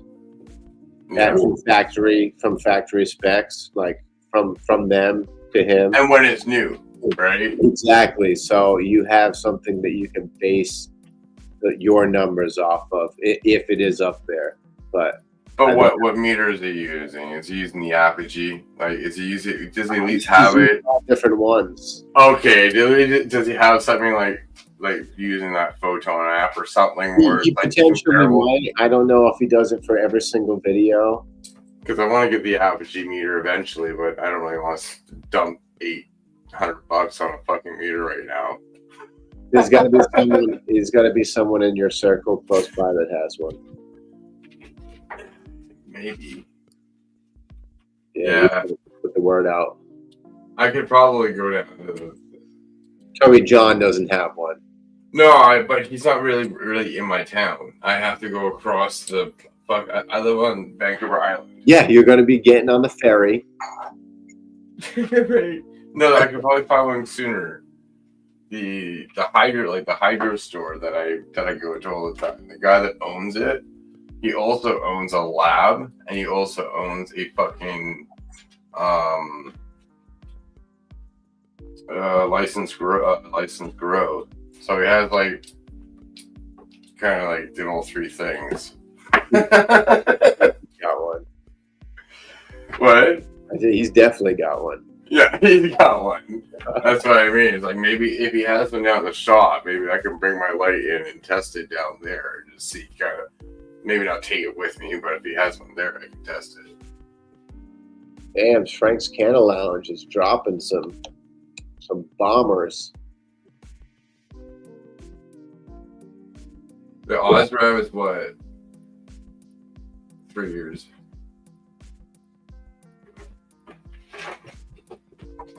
Yeah, big cobs. That's back in the day.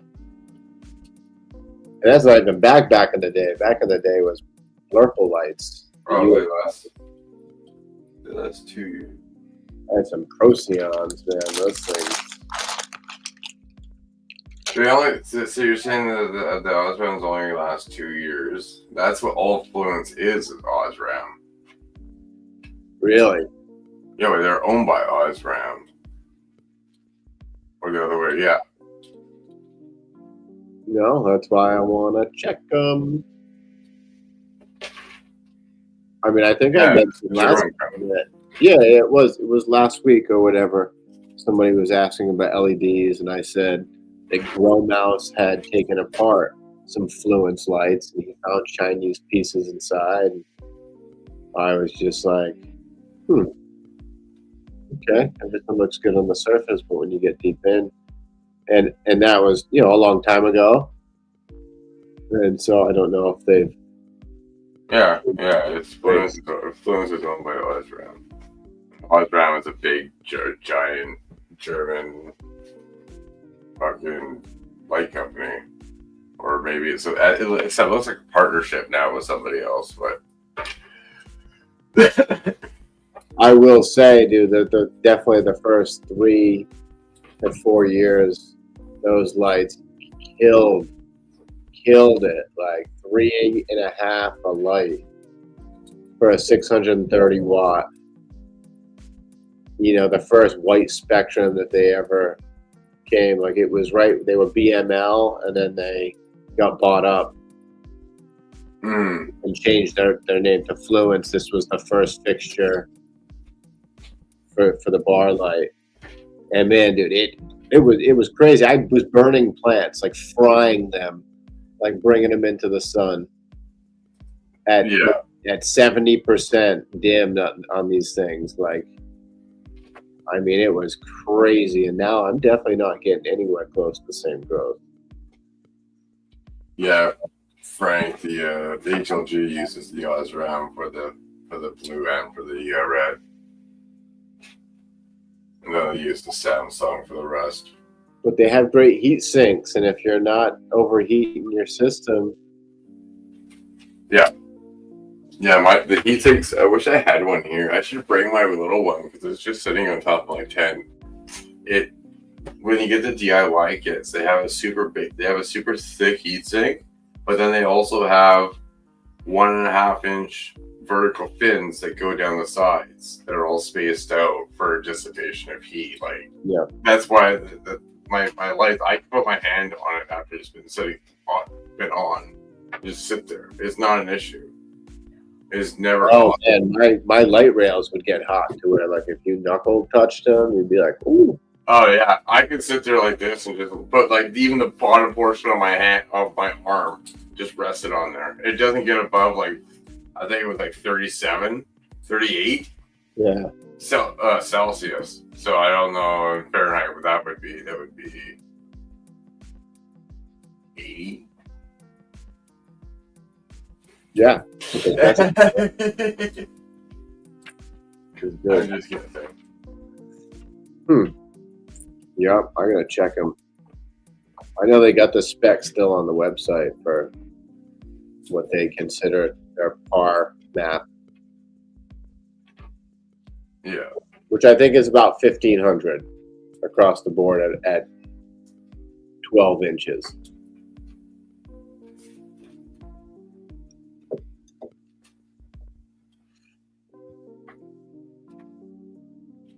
Yeah. No, I hear you on that one. That's also, that's why I went by 4x8. That's why I like that I have that 80s, that even I have that, the spider power on the one side is an 800 watt light, so I only run it like 60%, 70%. It's never that high, so it doesn't really, so it's never being run. No. Even, dude, if you're over 500 watts in like a 4x4 space, it's overkill. Yeah. So take your wattage, crank it down. But it's about not running. It's about the spread, though, too. It's about the spread, so you can get. That's why that light actually does a full 4x4 space. If when I close up the 10, you can see the outline of how the light is. Right. Right. And then the HLG on the other side does the same thing. It's a spread. It's 640 watts, but I never run it really at full. Yeah. Maybe 80%. Yeah, and then you save the life of it. Yeah. Cheap lights, max wattage. Yeah. Full bore.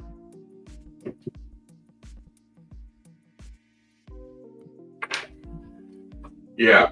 And that's why, in secret, you're right. Between both of them is you'll notice with the cheap lights. If I brought my I should again bring, because I throw over the other place, the spider farmer lights. You look at you look at them. The spacing in between these diodes is, you're right. They're using the least amount of diodes as possible to try to get that lightage, and then like Blazing was saying, then you have to crank it to get any sort of effect from it. You're right. You guys are both right. You can definitely see it on the bottom of the lights. Then you look at the HLG, or you look at kind of like, I don't use that because I use that. That's why I use that example so many times. They're very dense amount of diodes in them. That's actually the 288 is the amount of diodes that are inside the QB, and it's only this big. Right. Yeah. Pack it in.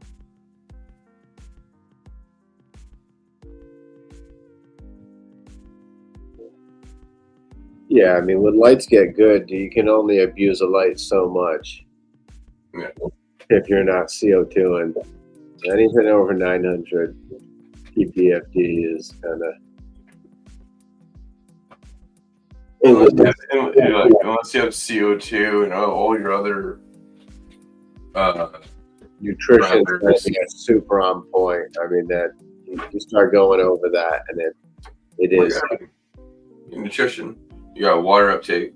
You have the right temperature, so you have to have the right humidity and climate. You have the right CO2 and then the right light in order to achieve that. Yeah, you're running a car like decked out, racing, full pin, revved all the way up. I mean, that thing is screaming. And all the times I find when your plant starts really uptaking fast, you want to be dropping your actual feed slightly, because then you can overdo it because it's going to be taken up. It wants the hydration more than the food. Exactly.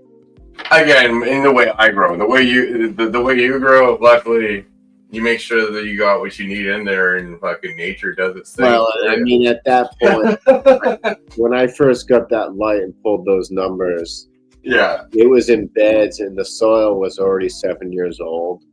Yeah. And so it was like super rich and everything was available, and the humus was cranking along, and it had fulvic, and I was doing some feeds and some top dresses as well in the bed.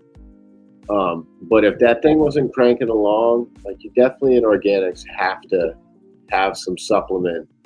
And that's why I was prepared with like the Organics Alive.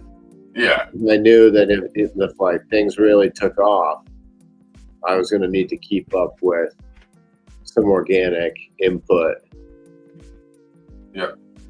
To keep the nutrition up.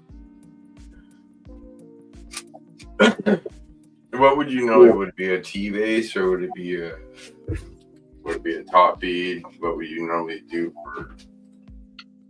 for with the Organics Alive? Oh yeah, never mind. That's just a feed-in, right?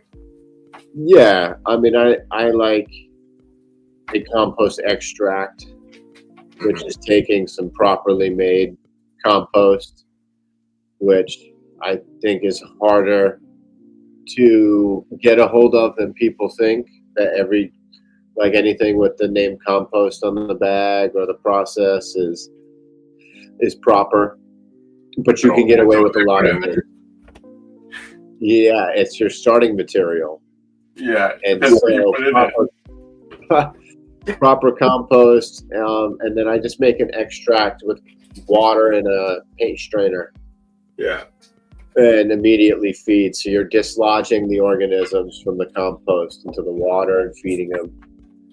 And because brewing can get you into some problems, it can also do great things, but it can also create like too much soluble water nutrients.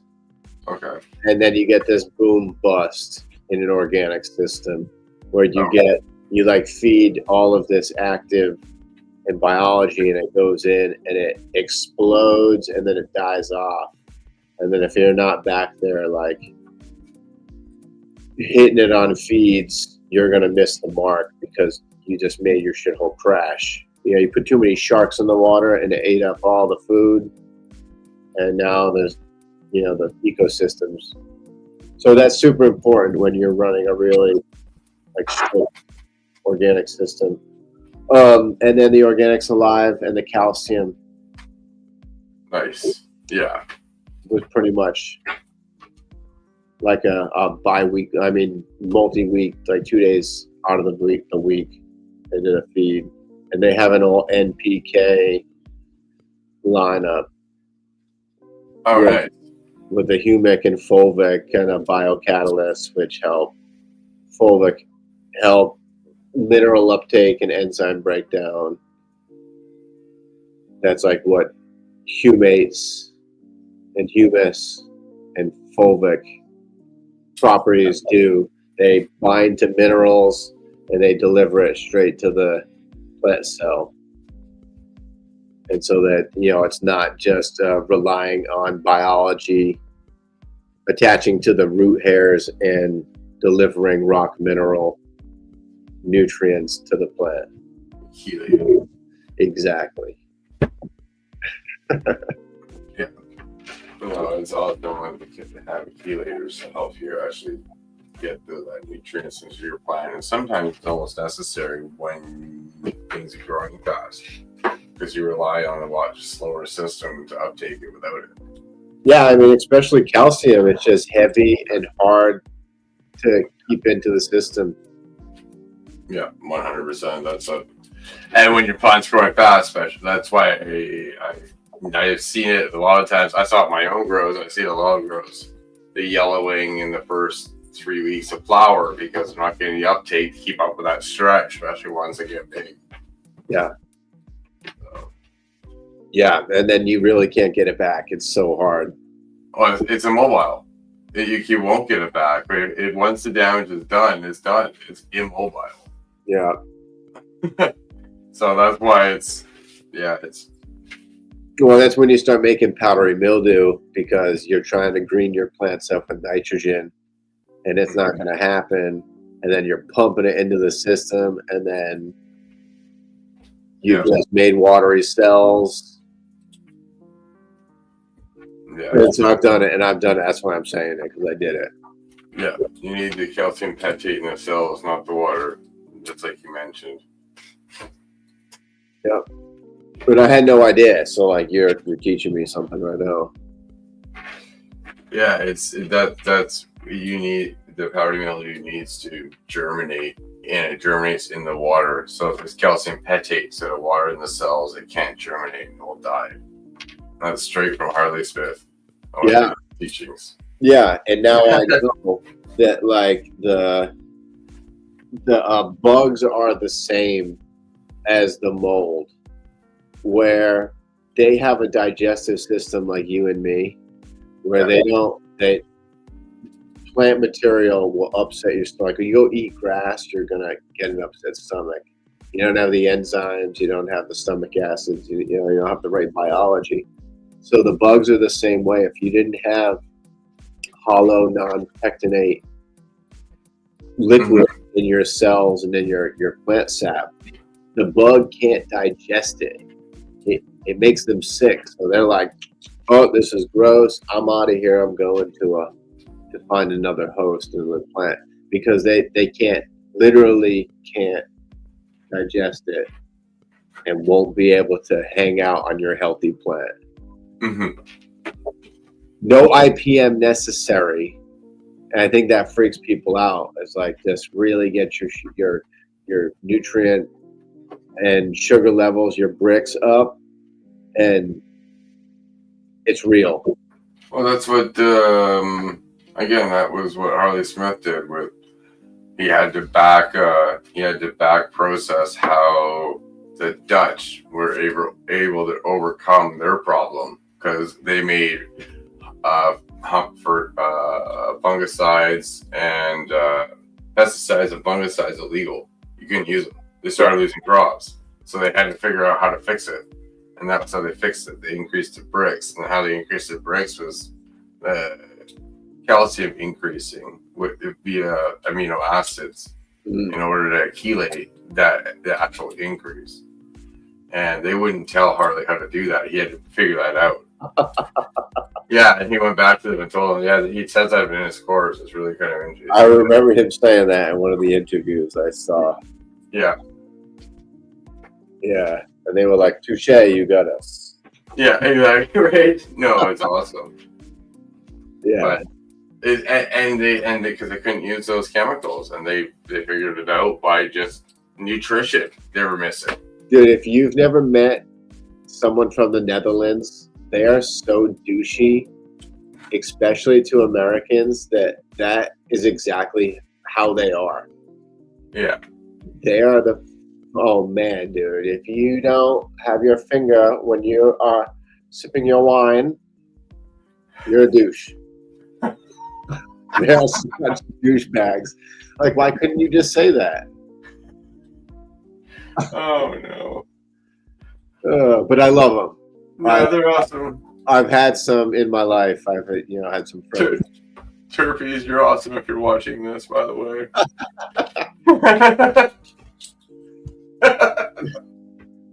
Cheers to you. Yeah, that's where Turpies is from. He's from. I get packages from Amsterdam. Nice. I mean, dude, that's where the info started. Yeah. They're the real deal in agriculture. Mm-hmm. Right? Yeah, we're a joke. Like our food system is meant to just crumble, and they actually care about their people and their health and generational culture. They're deep, and I think that's why they think like the Americans are stupid. Yes, but hasn't there been some changes in the uses of mass amounts of nitrates and phosphates in the United States, or are you guys still doing that? I know up here we are a little bit too. I think it's widespread. I mean, definitely a lot of people are asking for organic, and our organic isn't the same as other organic because of our corrupt government systems that have patented the word organic. So it means whatever they want it to mean, and it means it's 60% still synthetics, and it's just the ones that they consider to be safe with their fake studies. And we all know, and it's contaminating everything. Even organic produce has crap all over it. But it's better. We're getting there. I think things are changing. People are asking questions. People are talking. This community, the cannabis community, we're so far ahead because we live multiple crops in 1 year that we have like a different philosophy and an outlook on things that I think we're a big influence right now on people and farmers. And so please get out there and walk farmers markets and talk to your farmers and blow their minds with the information that you have and try to inspire them, because we hold, and I don't think a lot of people, a lot of growers really realize that we hold this influence and this knowledge from seeing a plant so many times and sharing so much information. A lot of farmers don't share too much information. Yeah. Well, when you say about doing it multiple times in a year, you're right. And the fact that you can do it, figure out where you went wrong, figure it and do it again, fix that mistake, figure out where you went wrong again, be getting better every time. You're right. Within a year, that's where I've gotten my experience from. I've been growing for I've been growing for maybe 6. Well, I'm saying 4 years of knowledge of a real farmer gets 1 year, one season to get it right. We get 4 to learn. Yeah. And so we're learning 4 times. We're 400 years old and in farming knowledge compared to, and not farming knowledge, but just plant understanding. Yeah, no, I hear you. Here. Oh. Let's have a second. Yeah. So 38. That's how you read.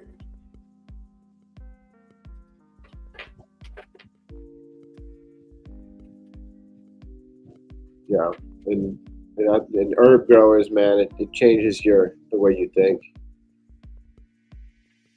Being in tune with different cycles, and a lot of people do come from farming, real down to earth farming, backyard grandma style, before they didn't get into the chemical and the miracle grow.